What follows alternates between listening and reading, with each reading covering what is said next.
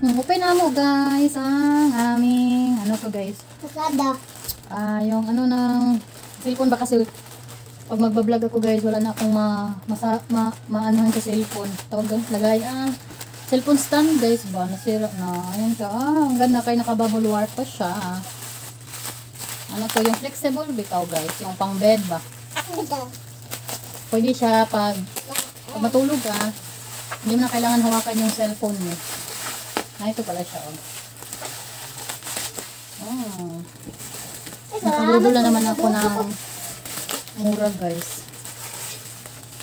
Then how to ganon. Ano ba to flexible talaga siya guys ano mo yung ano niya. Wow, maganda.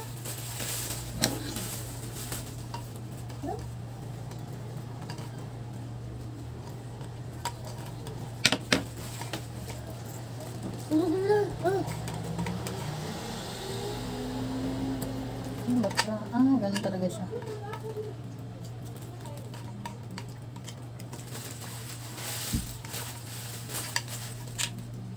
Pang ganun siya sa lamesa guys, ba ganun. Ganun, pang ipit.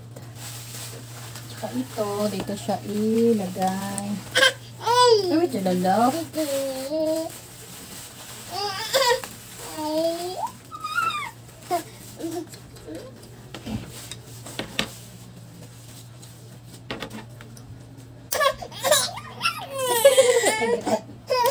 Baliktad lalagdan Liho kayo ikaw.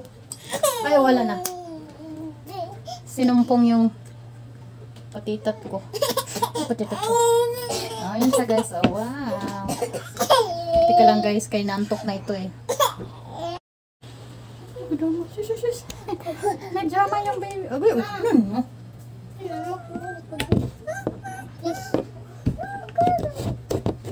Hindi ko labi, pero di ko naman gatas. Ay, ano man siya guys, parang hindi niya kaya yung cellphone, yung bigat ng cellphone. Mo ni ang katungkon kani bitang pangtulog nga kaning ang tawag cellphone stand siya guys. So kani siya mo ni akong tripod unta niya nabali man. Nya dili naman na siya mabutangan og kaning nang butanganan bitaw og kaning pring anani para pampapaak. So dili naman mabutangan. So ako katoko ang gipalit diri na lang nako gibutang. Kay wala man sad may bed, di man sad namo mabutang dire. Mora man na among bed guys wala siya kaning sa to board ba to? Tawag ito. Nakalimot ko si pangan atong sakaan. Board wala siya wala. So mao na siyang ako na lang sa siyang gibutang diri kay para na lang pud magamit nako kay kanang gamit kay nako sa kong vlog niya. Wala pud ko nagpalit og bag-o guys kay kanang makuan lagi ko magsigig palit-palit ba nya wata ka balo bitaw sa tong dagan diri unsaon ta maglisod tagdala inig pauli sumo nang ga temporary kaning matik-matik na lang gid ta ani guys samtang napay magamit so dili sa gid mo palit gawas na lang gid kung nakasi mo ko galingong balay so mo rin akong tape karon guys so mo ni siya solid pa kayo magamit pa na siya guys kung makauli mi sa mga lugar kung di pa na siya maguba so magamit pa na siya kay kompleto pa man niya kompleto pa niya ang iyahang paak so mo na siya.